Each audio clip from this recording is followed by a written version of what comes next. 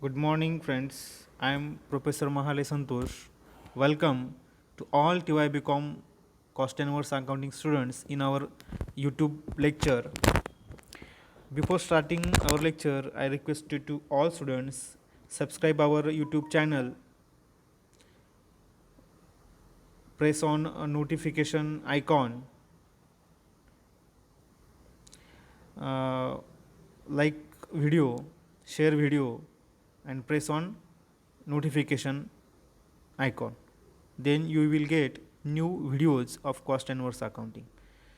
Before that, in the last lecture we seen that what is meant by apportionments. So apportionment means what? Some overheads, some indirect expenditures cannot identify it with particular cost center or cost units or departments or product or service. So therefore this kind of overheads we cannot directly added that cost center or cost unit or products. Therefore these we common overheads we apportion between cost centers or cost units for calculation of cost of the product. So in this lecture we seen that some basis for apportionment of overheads. या लेक्चरमध्ये आपल्याला काही जे ॲपॉर्शनमेंटचं तुम्हाला मी आत्ताच अर्थ सांगितला की असे काही ओव्हरहेड्स असतात, असे काही एक्सपेंडिचर असतात की ते फक्त एखाद्या विशिष्ट कॉस्ट सेंटरशी संबंधित नसतात डायरेक्टली, एखाद्या कॉस्ट युनिटशी संबंधित डायरेक्टली नसतात, एखाद्या डिपार्टमेंटशी डायरेक्टली संबंधित नसतात, ते कॉमन असतात. म्हणून त्यांचे खर्च, त्यांचे एक्सपेंडिचर ओव्हरहेडचे आपण त्या कॉस्ट सेंटरला किंवा त्या प्रोडक्टमध्ये डायरेक्टली आपण ॲड नाही करू शकत. मग अशा वेळेस आपल्याला काय करावं लागतं तर ते म्हणजे आपल्याला हे जे कॉमन एक्सपेंडिचर्स आहे, ओव्हरहेड्स आहे, याचं ॲपॉर्शनमेंट करून द्यावं लागतं. आता ॲपॉर्शनमेंटचं मिनिंग तुम्हाला सगळ्यांना माहीतच आहे. मी सांगितलं होतं तुम्हाला की समजा आपण एक उदाहरण घेऊया. आता तुम्हाला इथं काही उदाहरणं पाहिजेच आहे. उदाहरण तर रेंट आहे. उदाहरण तर रेंट एक एक्झाम्पल आहे. हा रेंट एक ओव्हरहेड्स आहे. आता बघा हा जो रेंट आहे, हे जे रेंट आपण पूर्ण बिल्डिंगचं पेड करतो आहे, पूर्ण बिल्डिंगचं आपण पेड करतो आहे, नाही का. तर ह्या बिल्डिंगमध्ये समजा आपले 4 डिपार्टमेंट्स आहे. त्याच्यामध्ये समजा अकाउंटिंग असेल, प्रोडक्शन असेल, मार्केटिंग असेल, समजा मार्केटिंग समजू आपण, अजून काय म्हणू आपण रिसर्च अँड डेव्हलपमेंट असेल, R&D डेव्हलपमेंट, असे 4 डिपार्टमेंट्स आहे. म्हणजे ह्या बिल्डिंगमध्ये हे 4 डिपार्टमेंट आहे आपल्याला मान्य आहे. पण आपण हे जे रेंट आहे ना, हे पूर्ण एका बिल्डिंगचं पेड करतो आहे, पूर्ण बिल्डिंगचं पेड करतो आहे. मग आपण अशा वेळेस काय करणार बरं, हे बिल्डिंगला आपण समजा 8,000 रुपये रेंट पेड करतो आहे, ₹8,000 paid as a rent for building. So that this all total rent we cannot totally charge to accounting department, we cannot totally charge to production department, we cannot charge totally to the marketing and R&D development department. So म्हणजे आपण ही direct पूर्ण 8,000 रुपये हा खर्च accounting डिपार्टमेंटचाच आहे पूर्ण, किंवा production डिपार्टमेंटचाच आहे पूर्ण 8,000 असं आपण नाही म्हणू शकत. मग अशा ठिकाणी आपल्याला काय करावं लागेल बरं, याचं ॲपॉर्शनमेंट करून द्यावं लागेल. ॲपॉर्शनमेंट उदाहरणार्थ आपण ॲपॉर्शनमेंट करणं म्हणजे काय करणं, हे 8,000 रुपयाची विभागणी करणं, अकाउंट डिपार्टमेंटला काही चार्ज करणं, मार्केटिंगला काही चार्ज करणं, प्रोडक्शन डिपार्टमेंटला काही चार्ज करावं लागतील आपल्याला. त्यासाठी आपण काय करू बरं, एक बेसिस आपण यूज केलं, समजा इक्वली आपण डिस्ट्रीब्यूट करायचं ठरवलं तर डिवाइड बाय आपण काय करू 4. म्हणजे अकाउंटिंगला 2,000 येतील, मार्केटिंगला 2,000 येतील, R&Dला 2,000 येतील. म्हणजे काय बरं, याच्यामध्ये आपण 8,000 रुपयाचं काय करून दिलं आहे, ॲपॉर्शनमेंट करून दिले. आता हा जो रेशो ठरवला नाही मी 4 इक्वली, तर हा रेशो ठरवण्याचे काही इतर पर्याय पण आहे, तर ते आपण याच्यानंतर आपल्याला पुन्हा पाहायचं. पण ॲपॉर्शनमेंट ही कन्सेप्ट तुम्हाला समजून सांगण्यासाठी मी तुम्हाला हे एक छोटं एक्झाम्पल दिलं आहे. So what is mean by apportionment? Apportionment is a kind of allocation, is a kind of classification, is a kind of division of overheads into different cost center or cost units or production departments. म्हणजे ह्या डिपार्टमेंटमध्ये किंवा काही cost सेंटरमध्ये ह्या total ओव्हरहेड्सचं आपण काय करून देणं, क्लासिफिकेशन करून देणं, त्याची विभागणी करून देणं, त्याला आपण काय म्हणतो बरं, ॲपॉर्शनमेंट ऑफ ओव्हरहेड्स. आता इथं आपल्या काही उदाहरणं पाहिजे की ॲपॉर्शनमेंट कसं केलं जाऊ शकतं. आता ॲपॉर्शनमेंट करत असताना काय म्हणू आपण त्याला, की जर प्रत्येक डिपार्टमेंट, आता हे उदाहरण आपण पाहिलं, प्रत्येक डिपार्टमेंटला सारखीच जागा ऑक्युपाय केली असेल असंही नाही. काही डिपार्टमेंटमध्ये साठी जास्त जागा लागली असेल, काही डिपार्टमेंटसाठी कमी जागा लागली असेल, मग इथं रेंटचंसुद्धा आपण इक्वली क्लासिफिकेशन नाही करू शकत. मग त्या ठिकाणी आपण एरिया ऑक्युपाईड किती केला आहे त्याच्यानुसार आपण क्लासिफिकेशन करू शकतो. ठीक आहे, आपण काही बेसिस पाहणार आहोत की ज्याच्या आधारे आपण काय करतो आहे, ॲपॉर्शनमेंट करतो आहे. ॲपॉर्शनमेंटचं मिनिंग आपल्या सगळ्यांना कळलं असेलच की विभागणी करणं एक्सपेंडिचरची ओव्हरहेडची कॉस्ट सेंटरमध्ये किंवा कॉस्ट युनिट्समध्ये. पण हे करत असताना की हे जे विभागणी करायची आपल्याला, ही विभागणी करत असताना कोणता रेशो वापरला पाहिजे, कोणता बेसिस वापरला पाहिजे, कोणता क्रायटेरिया वापरला पाहिजे, ह्याचे काही मी एक्झाम्पल तुम्हाला इथं मी समोर मांडलेले बघा. तुम्हाला बघा तुम्ही जर रीड केलं तर लक्षात येईलच तुम्हाला. बघा common items of factory overheads. Factory ओव्हरहेड्समध्ये जे काही फॅक्टरी म्हणजे काही एक्सपेंडिचर्स होणार आहे, फॅक्टरीचे काही जे ओव्हरहेड्स आहेत ते कॉमन इथं काही दिलेले आहेत की जे फॅक्टरीमध्ये एक्सपेंडिचर होत असतात. पण त्याचं आपण ॲपॉर्शनमेंटमध्ये कसं करू शकतो, त्याची विभागणी कशी करू शकतो, तर ते आपली इथं पाहायचं बघा. फर्स्ट त्याच्यामध्ये factory rent rates and taxes. आता फॅक्टरी च्या जागेचा आपण रेंट पेड करत असू किंवा टॅक्सेस वगैरे पेड करत असू, तर साधारणपणे आपण ह्या रेंटचं क्लासिफिकेशन किंवा ॲपॉर्शनमेंट कसं करू शकतो, फ्लोअर एरिया ऑक्युपाईड असं आपण क्लासिफिकेशन करू शकतो. उदाहरणार्थ ह्या फॅक्टरीमध्ये 3 प्रकारचे प्रोडक्ट्स आपण मॅन्युफॅक्चर करतो. किती? 3 प्रकारचे प्रोडक्ट्स आपण इथं मॅन्युफॅक्चर करतो समजा फॅक्टरीमध्ये. मग ह्या जो पहिल्या प्रोडक्टचा जो काय म्हणू आपण त्याला एरिया आहे तो समजा 500 स्क्वेअर फीट असेल, स्क्वेअर फीट नाही का. सेकंड जे प्रोडक्ट आहे त्याच्यासाठी आपण 1000 एरिया लागतो आहे, 1000 स्क्वेअर फूट एरिया लागतो आहे. तिसऱ्या प्रोडक्टसाठी 2000 square foot 2000 square feet area required for production of number 3 product. म्हणजे पहिले 1 नंबर प्रोडक्ट तयार करण्यासाठी 500 स्क्वेअर फीट एरिया लागतो आहे, दुसरं तयार करण्यासाठी काय म्हणू आपण त्याला 1000 स्क्वेअर फूट एरिया लागतो आहे, आणि तिसरं तयार करण्यासाठी आपल्याला 2000 स्क्वेअर फीट एरिया लागतो आहे. आता तुमच्या लक्षात आलं असेल की प्रत्येक प्रोडक्टसाठी आपल्याला जो एरिया लागतो आहे तो एरिया एकमेकापेक्षा कसा आहे, वेगळा आहे. मग आपण समजा रेंट जर 3000 रुपये जर पेड करायला गेलो तर एक आपण थोडंसं एक वेगळं उदाहरण घेऊया. समजा 7000 रुपये रेंट आहे. किती आहे? 7000 रुपये रेंट आहे. मग आपण ह्या पहिल्या डिपार्टमेंटला इक्वल द्यायला पाहिजे का? ह्या तिघांना इक्वल तर नाही करू शकत आपण, डिवाइड बाय 3 नाही करू शकत. त्यासाठी आपण काय करू शकतो, त्यांचा रेशो काढू शकतो. तो रेशो किती येईल बरं, किती येईल साधारणपणे आपण जर करायला गेलो तर क्लासिफिकेशन बघा. जर आपण हे रेशो काढूया आपण, हे 2 शून्य गेले 5ने भाग जातो, 5 1 5, 5 2 10 आणि 5 4 20, 1 2 4 असं आपण 7000 रुपयाचं काय करू शकतो, विभागणी करू शकतो. 1 2 4. तर जर आपण करायला गेलो 4 आणि 3 7 नाही का 7, तर इथं एक भाग किती आला आपला 7000 रुपये आलेला आहे. सॉरी 1000 रुपये आलेला आहे. 7 1 7 7 1 7 म्हणजे 1000 रुपये आपला एक भाग आला नाही का. तर मग आपण जर पाहायला गेलो तर एक भाग किती आला 1000 रुपये. मग आपण प्रोडक्शन जे प्रोडक्ट आपलं ए त्यासाठी आपण 1000 रुपये द्यायला पाहिजे.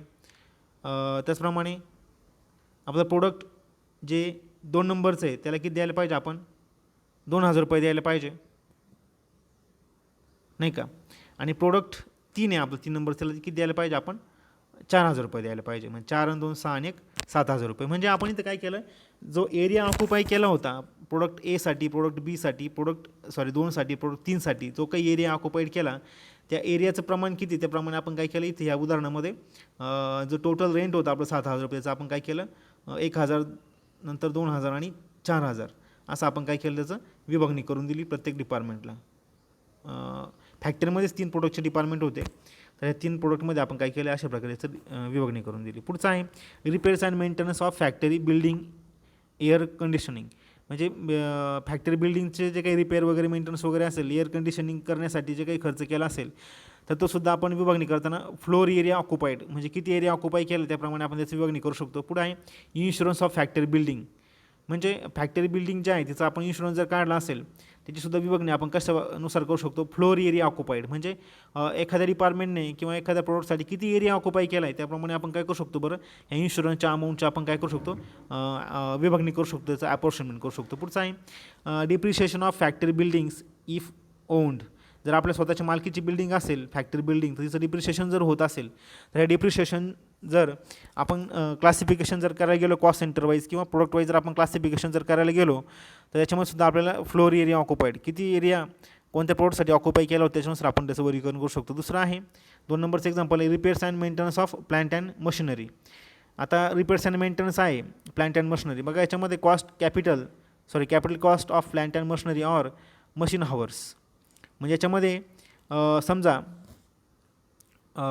काय म्हणतात आपल्याला प्रोडक्ट, पुन्हा आपण तेच उदाहरण कंटिन्यू करू. 3 उदाहरणं, 3 प्रकारचे प्रोडक्ट आहे. प्रोडक्ट 1, 2 आणि 3 या 3 प्रोडक्ट आपल्याकडे आहे. तर समजा प्रोडक्ट 1साठी आपण 5 तास यूज केले, प्रोडक्ट बीसाठी आपण समजा 10 तास यूज केले आणि प्रोडक्ट 3साठी आपण सुद्धा 10 तास यूज केले. मग हे जे मेंटेनन्सचा वगैरे खर्च आहे मशिनरीचा प्लॅन्टचा, याचं आपण क्लासिफिकेशन करताना सुद्धा आपण असंच करूया. 5 × 5, 5 × 10, 5 × 10, 1 2 2 असं आपण क्लासिफिकेशन करू शकतो. 5,000 रुपये जर रिपेअर मेंटेनन्सचा खर्च असेल तर प्रोडक्ट एसाठी आपण किती चार्ज करू? 1,000. प्रोडक्ट बीसाठी 2साठी आपण 2,000 चार्ज करू. प्रोडक्ट 3साठी आपण 2,000 रुपये चार्ज करू. म्हणजे अशा प्रकारे आपण त्याचं अपॉर्शनमेंट आपण प्रोडक्ट वाईज करू शकतो. तर हे एक गोष्ट आहे. किंवा आपण असं म्हणू शकतो कॅपिटल कॉस्टनुसार सुद्धा आपण त्याचं काय करू शकतो, क्लासिफिकेशन अपॉर्शनमेंट करू शकतो. पुन्हा तेच उदाहरण कंटिन्यू होत आहे. मला वाटतं सगळ्यांना उदाहरणं कळले असतील. जर काही पुन्हा तुम्हाला शंका असेल तर मला विचारा, मी तुम्हाला ते एक्सप्लेन करेल. मग याच्यामध्ये सांगायचं काय, हे सगळे तुम्हाला हे दिसतील सगळे, हे सगळे उदाहरणं आहे कशाचे? ओव्हरहेडचे. आणि ह्या ओव्हरहेडचं अपॉर्शनमेंट कसं करायचं, कोणत्या बेसिसवर करायचं, कोणत्या रेशोनुसार करायचं, हे दुसऱ्या कॉलममध्ये तुम्हाला इथं दिसेल. तर ठीक आहे, हा पॉईंट ऑलरेडी मी याच्या आधी घेऊन झालेला आहे, त्याच्यामुळे पटकन थोडासा लवकर संपवलेला आहे.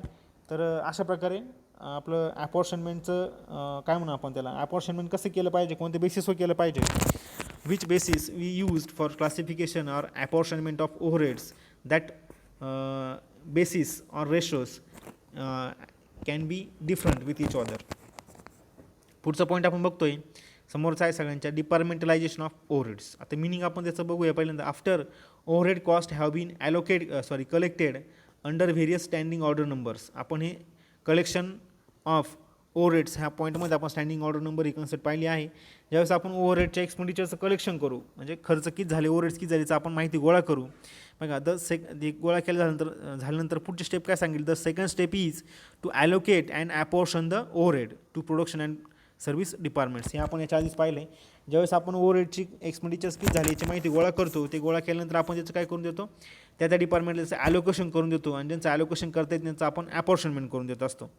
दिस is also known as departmentalisation or primary distribution of overheads. आपण हे ओव्हरहेडची माहिती गोळा केली, एक्सपेंडिचरची माहिती गोळा केली, त्याचं ॲलोकेशन केलं, त्याचं अपॉर्शनमेंट केलं, हे जे सगळं करणं आहे याला आपण काय म्हणतो, departmentalisation of overheads or primary distribution of overheads असं आपण त्याला म्हणत असतो. Means what is mean by departmentalisation or what is mean by distribution of overheads means we allocate, we apportion overheads expenditure into different production departments or into different cost center or cost units.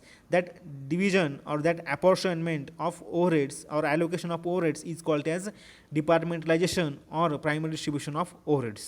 Second paragraph, departmentalization of overheads is the process, means departmentalization is a kind of process, एक प्रकारची process आहे, of allocation and apportionment of overheads to the different departments or cost centres. वेगवेगळ्या डिपार्टमेंटमध्ये, वेगवेगळ्या cost सेंटरसाठी, वेगवेगळ्या cost युनिट्ससाठी आपण प्रोडक्टसाठी जे ओव्हरहेडचं आपण ॲलोकेशन करून देतो, जे प्रोडक्टचं एक्सपेंडिचरचं आपण किंवा ओव्हरहेडचं आपण अपॉर्शनमेंट करून देतो, त्याला आपण डिपार्टमेंटलायझेशन ऑफ ओव्हरहेड्स असं म्हणत असतो. For smooth and efficient working a factory is subdivided into a number of departments. आपण सोयीस्कररित्या व्हावं आपल्याला एक्सपेंडिचर्स ओव्हरहेड्स ॲड करणं, म्हणून आपण फॅक्टरीचं काय करू शकतो, सोयीस्कररित्या आपण काय करत असतो, डिव्हायडेशन वगैरे करत असतो, किंवा त्याचे वेगवेगळे सबडिव्हिजन आपण करत असतो, नाही का. आणि सबडिव्हिजन केल्यामुळे काय होतं आहे, आपल्याला ओव्हरहेडचं ॲलोकेशन करणं, अपॉर्शनमेंट करणं हे पॉसिबल होतं, सोपं होतं असतं. उदाहरणार्थ फॅक्टरीचं आपण सबडिव्हिजन कशा प्रकारे करू शकतो, उदाहरण दिलं याच्यामध्ये. पर्चेस डिपार्टमेंट्स म्हणजे जे फक्त डिपार्टमेंट्स काय करतं, फक्त purchase departments functions for purchase of raw materials and other things. That activity is related with purchase department. जे मटेरियल परचेस वगैरे करणं असेल, नाही का, डिस्चार्ज वगैरे करणं असेल, त्याचं इन्स्पेक्शन वगैरे करणं असेल, रिसीव्ह करणं असेल, इनवॉइस वगैरे बनवणं असेल, हे सगळं काम करतं परचेस डिपार्टमेंट करत असतं. म्हणजे आपण फॅक्टरीचं अशा प्रकारे डिव्हिजन करू शकतो. पुढचा आहे स्टोअर डिपार्टमेंट्स. मटेरियल परचेस झाल्यानंतर मटेरियल ज्या ठिकाणी स्टोअर करून ठेवलं जातं, ज्या ठिकाणी आपण साठवून ठेवतो, त्याला आपण स्टोअर डिपार्टमेंट असं म्हणत असतो. पुढचा आहे क्रशिंग डिपार्टमेंट. क्रशिंग म्हणजे काय, बरेच असं काही मटेरियल असतं की त्याच्यावर क्रशिंग करणं म्हणजे त्याच्यावर मटेरियल प्रक्रिया वगैरे करणं असेल, उदाहरण शुगर केन फॅक्टरी असेल तर शुगर केन आपण काय म्हणू ऊस जर जमा केल्यानंतर हा एक ऊस म्हणजे एक रॉ मटेरियल, त्याचं क्रशिंग, त्याची प्रक्रिया केली जाते. हे जे करणारं जे डिपार्टमेंट त्याला आपण क्रशिंग डिपार्टमेंट असं म्हणतो. पुढचा आहे मेल्टिंग शॉप वगैरे, म्हणजे या ठिकाणी काय म्हणू आपण त्याला काही असं मटेरियल असतं की त्याचं मेल्टिंग वगैरे आपल्याला करावं लागतं, त्याची नाही का वितळावं लागतं काही मटेरियल. तर असं हे करणारं जे शॉप आहे असं डिपार्टमेंट त्याला आपण मेल्टिंग शॉप असं म्हणतो. असं म्हणजे फॅक्टरी डिपार्टमेंट्स किंवा फॅक्टरी जे आहेत आपली त्याचं आपण अशा प्रकारे आपण क्लासिफिकेशन सब डिव्हिजन वगैरे करू शकतो. आणि प्रत्येक सब डिव्हिजनमध्ये जो काही एक्सपेंडिचर होईल तो त्या सब डिव्हिजनला आपण तो एक्सपेंडिचर काय करू शकतो, ॲड करू शकतो. हा एक पॉईंट याच्यामध्ये पुढे बघायचा आपल्याला, नीड फॉर डिपार्टमेंटलायझेशन ऑफ ओव्हरहेड्स. म्हणजे डिपार्टमेंटेशन जे करायचं आपल्याला, डिपार्टमेंटेशन आपल्याला जे करायचं आहे ते ओव्हरहेडचं, तर त्याची काय गरज आहे नेमकी. तर पहिला पॉईंट आपण इथं बघतो आहे control of overhead cost. So first need of departmentalization of overheads, that need is control of overhead cost. Control of overhead cost means we try to minimize expenditure incurred for overheads. आपण काय प्रयत्न केला पाहिजे की जो ओव्हरहेड्सवर खर्च होतो आहे ना तो कमीत कमी करण्याचा प्रयत्न केला पाहिजे. Because suppose we are success in minimization or reducing overheads expenditures, so automatically our total cost of product or service automatically decreases or minimizes. आपण जर ओव्हरहेड्स जर कमी करू शकलो एक्सपेंडिचर, तर नक्कीच आपण टोटल कॉस्ट जी आहे प्रोडक्टची किंवा सर्व्हिसची ती नक्कीच आपण कमी करू शकतो.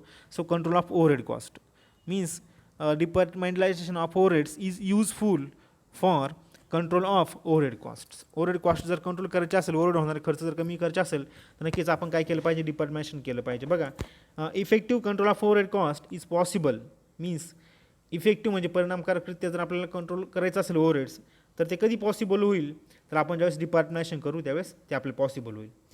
डिपार्टमेंटेशन makes the incurrence of cost in a department और cost centre the responsibility of someone who heads the department or the cost centre.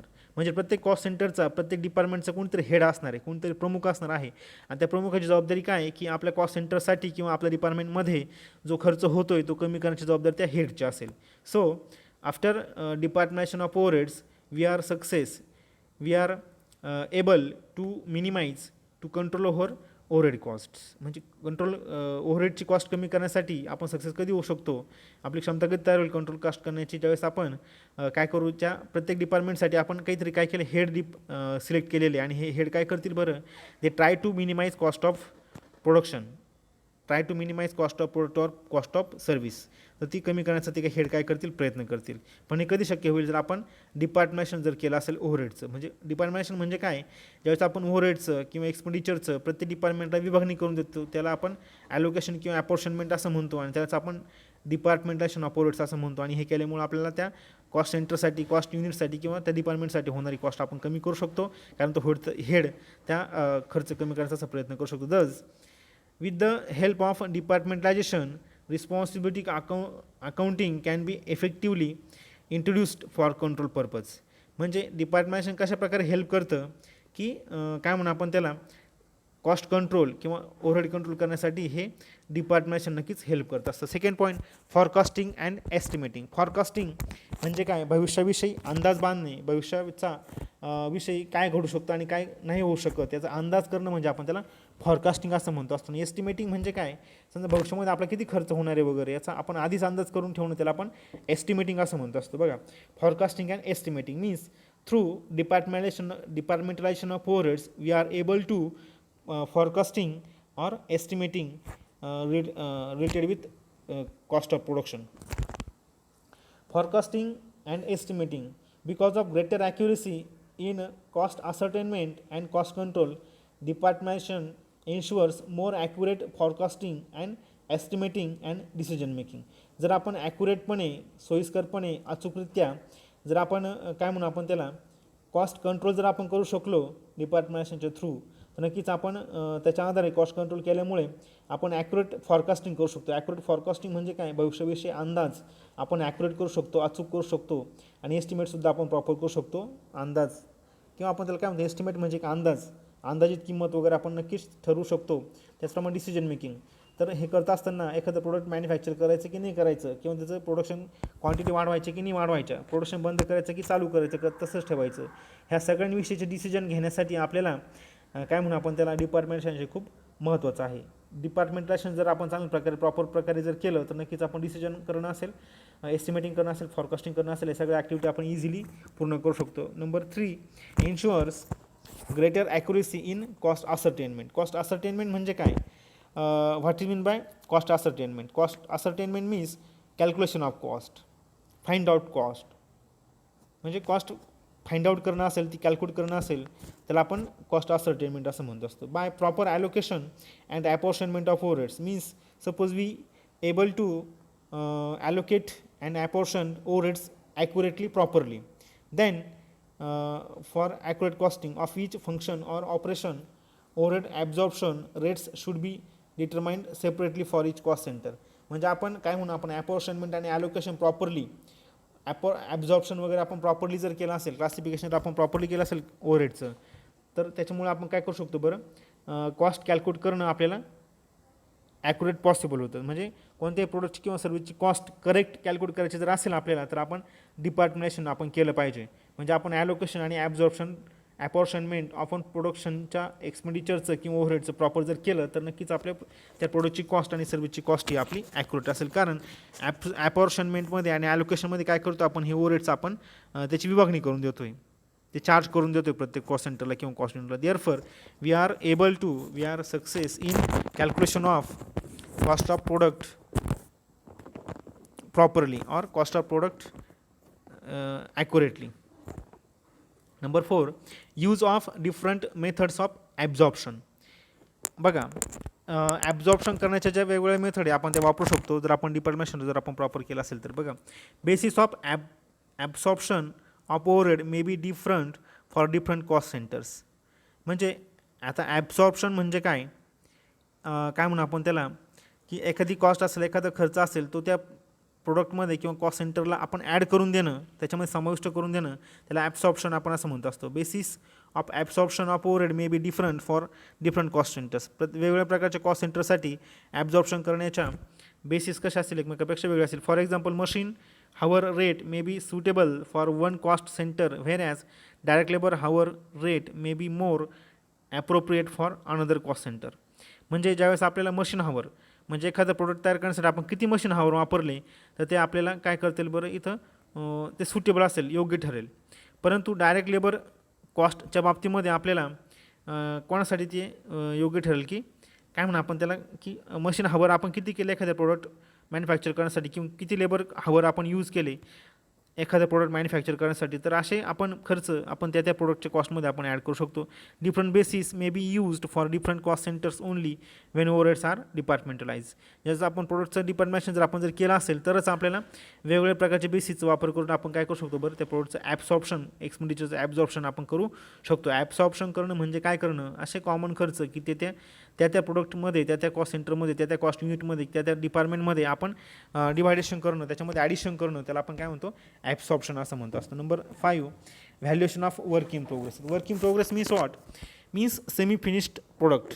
आपण ज्यावेळेस एखादं प्रोडक्ट मॅन्युफॅक्चर करतो, that product can not be completed in only one steps, only one process. For raw material converted into finished product we need to some processes, more than one processes.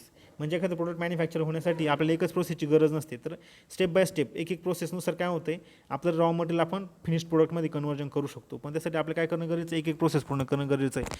मग ज्यावेळेस एखादी process पूर्ण झाली असते, 2 process पूर्ण झाली असते, 3 process पूर्ण झाल्या असत्या, आणि हे प्रोसेस पूर्ण झाल्यानंतर जे मटेरियल असतं आपलं, त्याला आपण वर्क इन प्रोग्रेस असं म्हणतो असतं. आपलं म्हणजे थोडक्यात फिनिश्ड प्रोडक्ट तयार होण्याच्या अगोदरची जी सिच्युएशन आहे, त्याला आपण काय म्हणतो, work in progress. So valuation of work in progress. आपण वर्क इन प्रोग्रेस केलं आहे, म्हणजे अर्धवट काम झालेलं आहे प्रोडक्ट मॅन्युफॅक्चरिंग करण्याचं, पण वर्क इन प्रोग्रेस करत असताना दुसऱ्या स्टेपमध्ये त्या प्रोडक्टची कॉस्ट किती आहे, तिसऱ्या स्टेपमध्ये त्या प्रोडक्टची कॉस्ट किती झाली, चौथ्या स्टेपमध्ये त्या प्रोडक्टची कॉस्ट किती झाली, असं आपण प्रत्येक स्टेपला काय करू शकलो पाहिजे, वर्क इन प्रोग्रेसचे आपण काय करू शकलो पाहिजे, व्हॅल्युएशन करू शकलो पाहिजे. आणि हे आपल्याला कधी शक्य होईल, जर आपण एक्सपेंडिचरचं आपण काय म्हणू आपण त्याला ॲप्रोर्शन किंवा डिपार्टमेंटेशन जर केलं असेल, ॲलोकेशन जर केलं असेल, तर नक्कीच आपण काय करू शकतो बरं, व्हॅल्युएशन वर्क इन प्रोग्रेस आपण करू शकतो. Correct cost of work in progress can not be ascertained unless overheads are departmentalized. म्हणजे without departmentation of overheads valuation of work in progress is not possible.